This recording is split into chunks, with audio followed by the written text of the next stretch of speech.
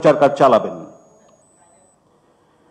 আপনারা জানেন যে আমরা মাঝখানে অনেকগুলো পদক্ষেপ নিয়েছি। সেই পদক্ষেপগুলোর অন্যতম হচ্ছে আজকে থেকে সকল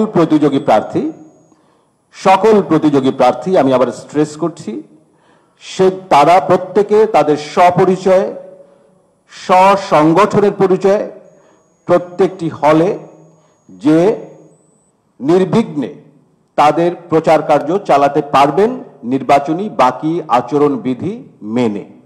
এবং হলগুলোতে যখন আপনারা,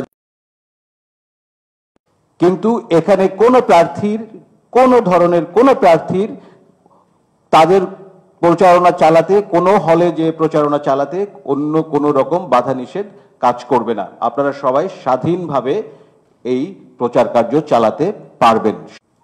এবং শেষ করব যে যেমন আমরা আবার এটা বলতে চাই যে রিডিং রুম, লাইব্রেরি, সেটা হল অথবা সেন্ট্রাল অথবা ডিপার্টমেন্ট, সেমিনার যেখানে ছেলেমেয়েরা পড়াশোনা করে, সেরকম কোথাও আপনাদের প্রচার কার্যক্রম চালানো যাবে না। এবং আমার শেষ পয়েন্ট যে অনলাইন মাধ্যমে যেটা কোনো হেড স্পিচ, কোনো রকম উস্কানি, কোনো রকম অসম্মানজনক আচরণও আমরা বরদাস্ত করব না।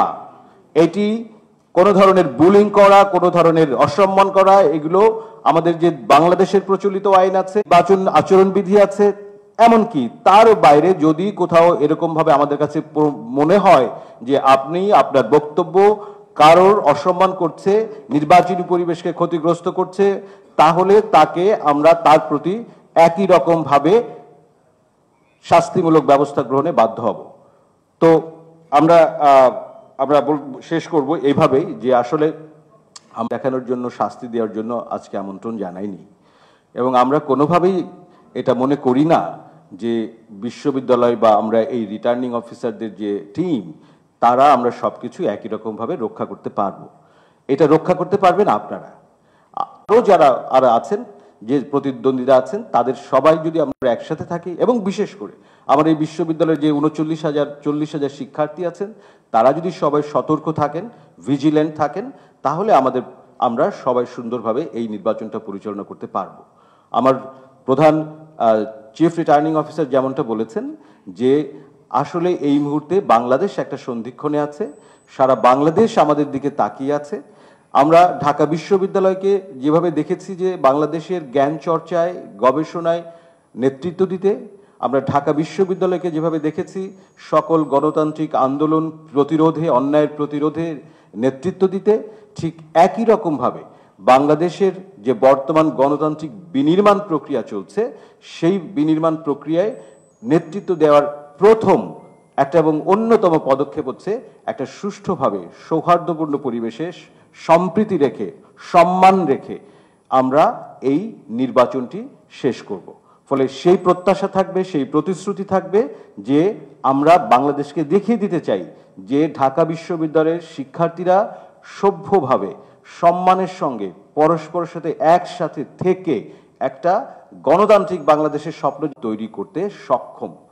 আমি আশা করি আপনাদের সবাই এই স্পিরিটে একত্রিত থাকবেন। আমরা সবাই একসাথে থাকলে এটা আমরা দেখাতে পারবো।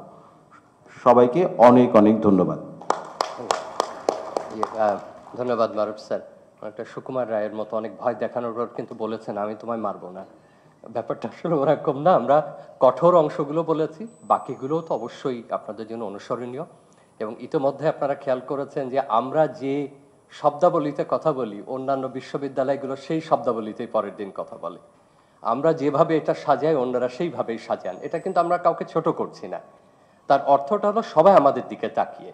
আপনারাও নিশ্চয়ই খেয়াল করেছেন যে আমাদের মতো ভাষা, আমাদের মতো রং, আমরা যেভাবে ফর্ম দিই, আমরা যেভাবে আচরণ করি, আপনারা যা করেন সেইভাবেই তারা করবার চেষ্টা করছেন। তার মানে আমাদেরকে একটা আদর্শ মেনে তারা কাজগুলো করছেন।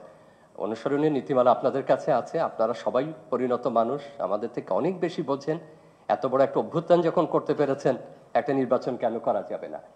ডক্টর কাজী মারুফুল খান আমাদের প্রধান চুম্বক অংশগুলো বলেছেন, যেটা আপনার প্রার্থিতাকে প্রভাবিত করতে পারে সেটা নিশ্চয়ই আপনারা ক্ষতিগ্রস্ত হতে দেবেন না। আর সবচেয়ে বড় জিনিস হচ্ছে যে আমাদের এই দৃষ্টান্তটা যেন অন্যরা ব্যবহার করতে পারে।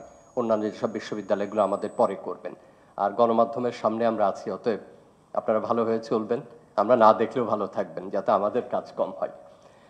এই পর্যায়ে আমরা যেটা নিয়ে আমাদের সবকিছু স্বাভাবিক থাকবে কিনা, কোনো কোনো ক্ষেত্রে এটা কিছুটা আমরা একটু ভীতি থেকে বলি, কোনোটা কল্পনাও করি, কোনোটার বাস্তব ভিত্তিও আছে, কোনোটার আবার বাস্তব ভিত্তি নাইও এরকম, কিন্তু আমরা